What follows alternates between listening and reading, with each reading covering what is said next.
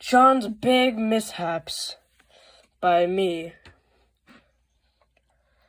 It was a nice way to start the day. I woke up at 7 o'clock sharp, brushed my teeth, got dressed, and sped off on my bike to school. I live about 10 minutes from my school. It's really not that hard to get to. The only hard part is a big hill that's directly in front of it. Usually I have to get off my bike and climb it. Anyway, today I was halfway to school, just minding my own business. I was halfway there. I just had to climb the hill. Then, out of nowhere, the Goldies, our gang's rivals, jumped in front of me. I almost crashed my bike because I hit my brakes so hard they made a terrible screeching noise. The gang's leader, Albert, knocked me down. "Hey, idiot, how are you?" "Not so well, it seems."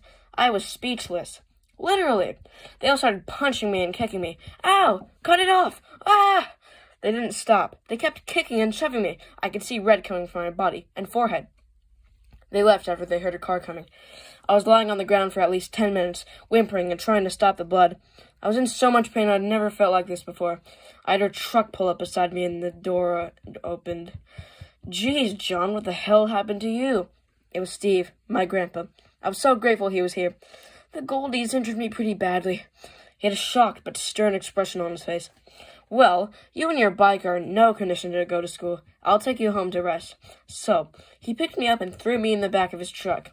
He put my bike in his cargo hold. He made a sharp U-turn and sped off to our house. We passed our street and he pulled into the driveway of my house. He put my bike in the backyard and threw me into my bed. My father, Edward Matthews, was lying on the couch laying there sick.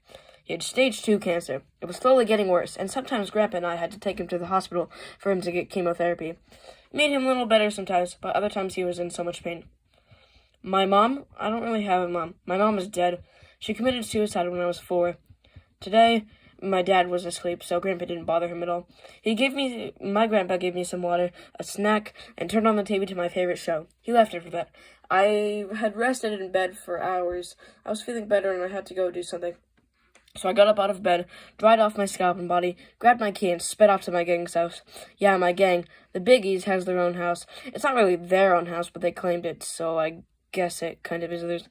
It's almost past my grandma's house, but a bit farther past 7-Eleven. The Goldies, however, noticed me at the 7-Eleven and came chasing me.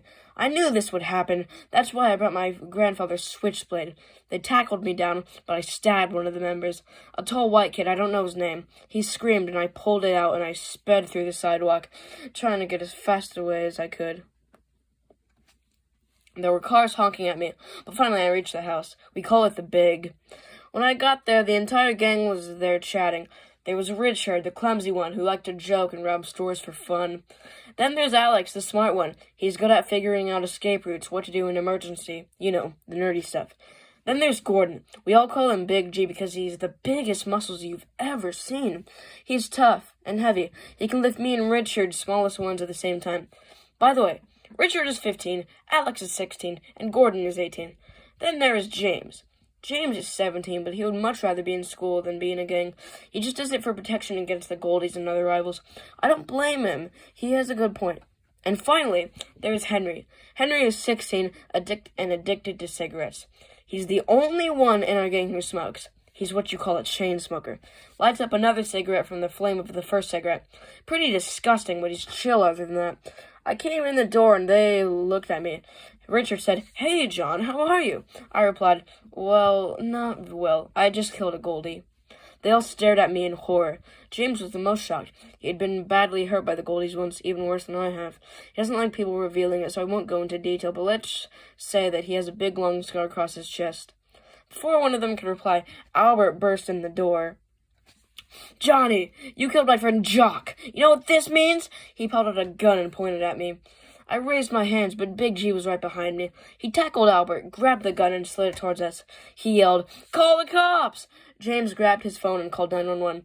The cops were here in less than 5 minutes. Albert was arrested, and they thanked Big G for stopping such a tragedy.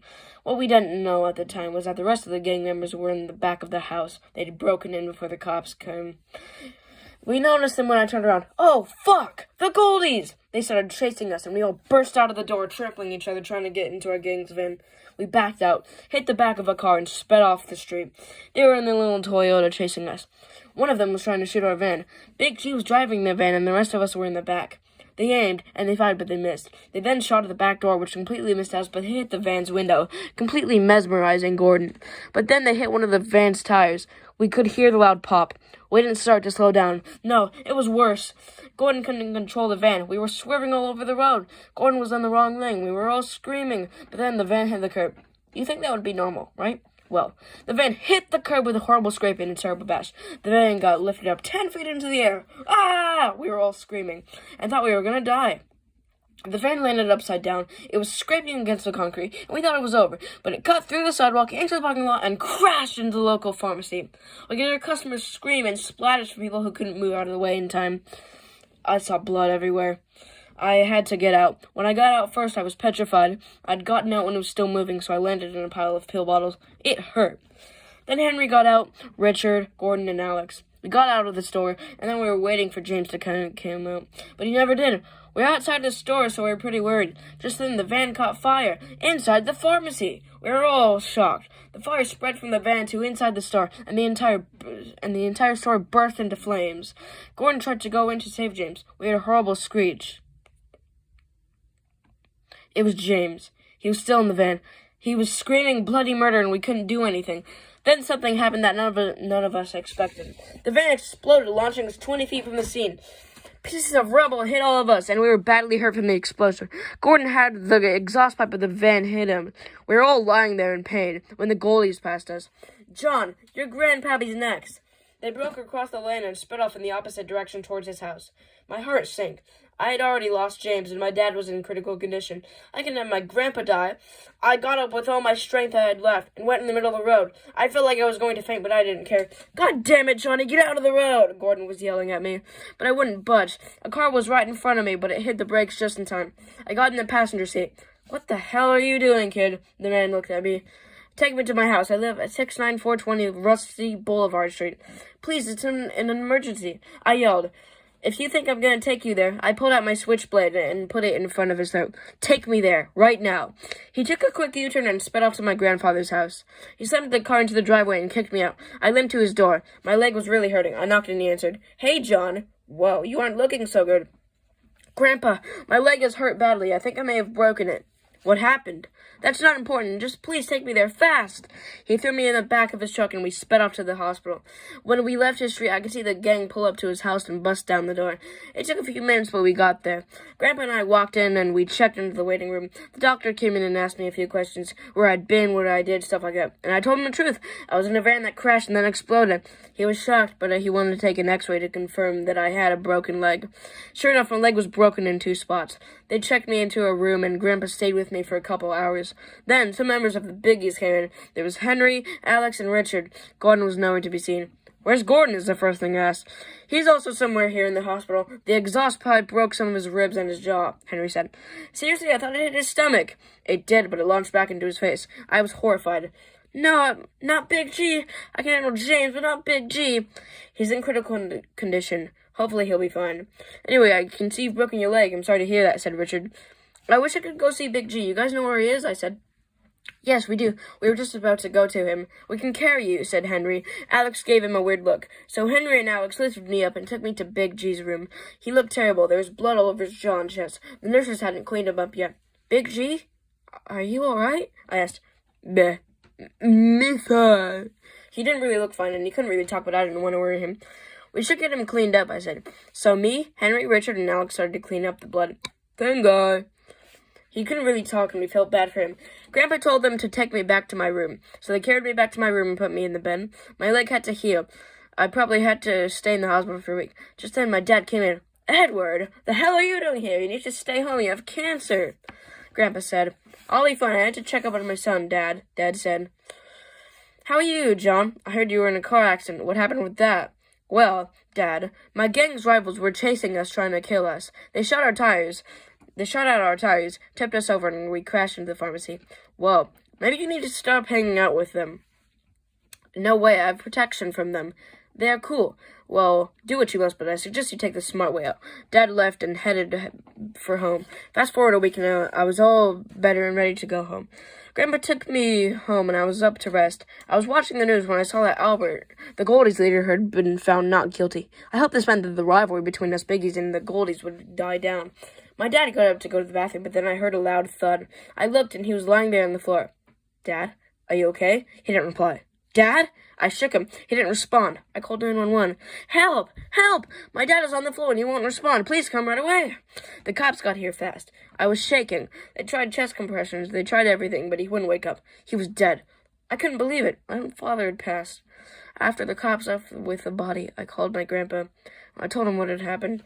He was over in 2 minutes. He was crying. I, however, was not for some reason. I couldn't believe I didn't cry at my own father dying. I felt soulless. I couldn't understand how I could bear such a tragic event while Grandpa barely held his tears, and I watched him die with my own eyes. Grandpa told me he loved me, but then left. I was alone now. No James, no Dad, and soon no Big G. The gang could still be after my grandfather. I felt so sad I couldn't do a single thing. For weeks on end, I barely ate, slept, and drank. I wasn't returning anyone's calls. I wouldn't open the door for anybody, but I got a call from Henry 3 weeks after he passed. John, would you like us to take you to lunch? Henry said. I would love that. Will you come over? Yeah, sure. You're probably exhausted. I'll be over in 5. So I got dressed, did my hair, and brushed my teeth for the first time in weeks, and then the gang appeared. There was Henry, Alex, and Richard. James, of course, wasn't there because he was dead, and Gordon was still in the hospital. I hopped back, and we went to my favorite place of all time, Plum Delicious. They have the best burgers and fries. When we got there, we sat at the table and I ordered right away. My food came first and I gobbled it down in 5 minutes. The rest of the gang was very shocked. I'd never eaten like that before. I shot down the waiter and asked her for another. I ate 4 in total. The gang was barely eating their food. When Henry was about to pay, we saw Albert walk in. He noticed us and sat at our table. He looked face to face with me. How have you been, John? It's been a rough couple of weeks for you. I sincerely apologize for my gang chasing down and killing your friend James. I stared at him in shock. You really mean it? I said. Truly, me and my gang are moving out of town, so I want to apologize to you guys for this. Well, I'll see you 4 later, hopefully. Bye! Henry, Richard, and Alex all started to stare at each other, then me. I think he truly means it. That was a good goodbye, Henry said. We all laughed. Then we left, and they took me to the gang's house. We watched a bit of TV, then they took me home. We'll see you in a week for your 15th birthday, Johnny. Then they left. I completely forgot my birthday was in a week. I didn't have any plans. I figured I would rush when the day came. Speed up to that day, I'd woken up late. It was 12 a.m. I figured I would go to the gang's house, say hi, and leave. When I went into the kitchen, balloons started falling from the ceiling. Surprise! The gang said. Grandpa and Big G yelled out. Big G? Grandpa? How did you get here? Grandpa looked at him, then me.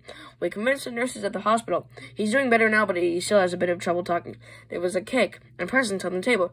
It seemed that there's a bit of pollen in the air because I started to tear up. You guys, this is the best, I yelled out. No problem, Johnny, we love you. My surprise party was fun. We played games, opened presents, and had cake. They all gave me big hugs, and then we were all in the rain. It was a nice way to start the day.